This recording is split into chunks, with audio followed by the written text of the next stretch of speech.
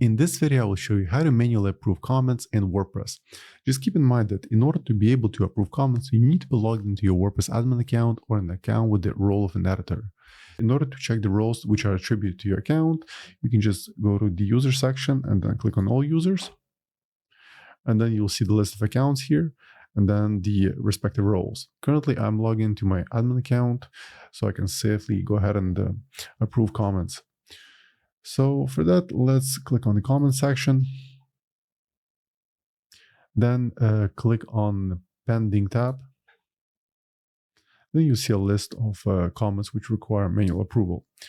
In order to approve an individual comment, such as say this one, all I have to do is just hover on it and then click on approve, and it should be visible on the website.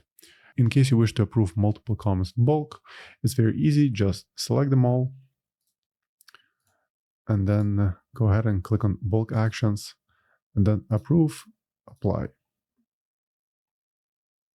So there are no more pending comments. Once again, let's go back to the website and refresh it. And the comments should be visible right here.